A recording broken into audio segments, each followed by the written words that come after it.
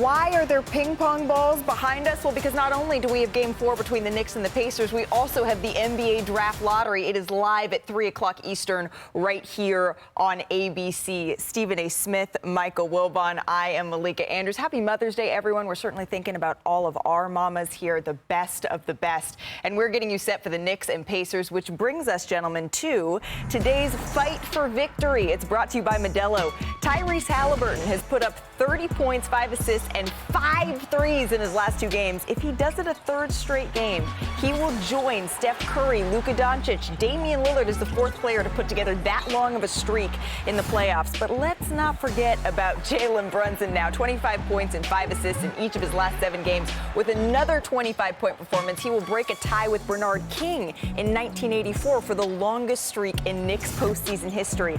And the home team will look to continue to hold serve in this series. Indiana with a win. This would be the 4th Knicks-Pacers series, all tied up at 2-2 all-time. We know that this is a storied rivalry here in the Knicks. They went on to win 2 of the previous 3 that were tied at 4. And joining the party now from the draft lottery himself in Chicago, Kendrick Perkins. Did you hear, Stephen A., that Perk, he got on the phone with Tracy Morgan. He's going to be in the Garden courtside on Tuesday night. Are you going to be watching a Knicks team that's up 3-1, Perk, or is it going to be the Pacers that even up the series today in Indy? Oh, I'm going to be watching the Knicks team that's going to be ending the series. And look, before Game 3, all I was hearing was, oh, yeah, the Knicks don't have enough, their injury, right? Their injuries, and they don't have enough personnel, and Tibbs is going to run his guys into the ground, and the Pacers are going to win by double figures. Well, that didn't happen. What ended up happening was the Knicks ended up putting their feet in the water and testing the temperature, and then they said, you know what, it's just fine in here. You know what, and went for a swim in Game 3, which they possibly and should have won the game. So now they leave out of the Game 3 with confidence going into Game 4 and saying, you know what, we got them. I don't believe that Jalen Brunson is going to go 11 for 26 again. As long as they have the Nova boys, that big 3, I believe that they have a chance. We saw what Deuce McBride brought to the table. He came in off the bench 10 points. We saw Tibbs go to Alex Burke. He had 13 points. I thought that was great.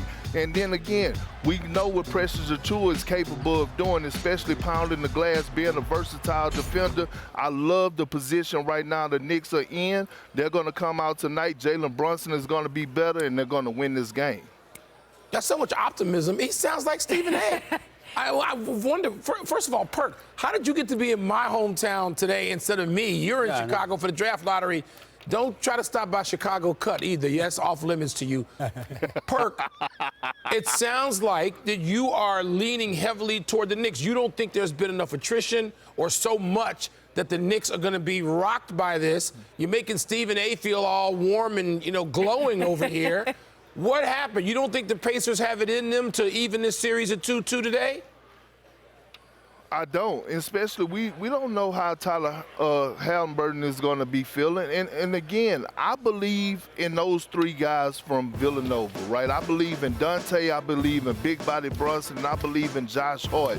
Those guys on the floor together, it's just a different type of feeling. It's a family vibe that they have, a certain type of togetherness, and it's a next man up mentality. And I think the Pacers should have sent a message in Game 3 by beating them by double figures, because you don't give a team that plays hard on both ends like the Knicks do life, and they got life. I got to admit this. I was shocked as hell that the New York Knicks played the way that they played in Game 3. I had them winning Game 4, but I thought that Game 3 would be the one game where Indiana would run away with it. For the New York Knicks to come back, for them to be in that kind of dogfight, to create that kind of dogfight in Game 3, I just can't say enough. Dante DiVincenzo looking like the second coming of Steph Curry, looking like that rubbed off on him, draining threes from all over the place. I was incredibly proud of him. Josh Hart, I continue to be proud of him. Had like 18 rebounds from crying out loud. Even Precious Achiuwa made his presence felt to a small degree, okay?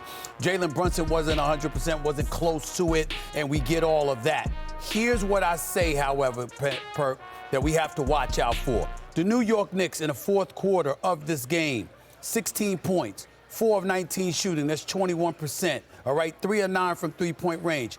Those bodies that you're talking about that I was worried about, obviously Tom Thibodeau running into the ground during the regular season and what have you, before injuries gave them some rest. in the end, when you have to rely on them so much, Right. they're only human, and you have to wonder when that level of attrition is going to kick in and affect their motor to some degree. I thought we saw a little bit of that in the fourth quarter of Game 3.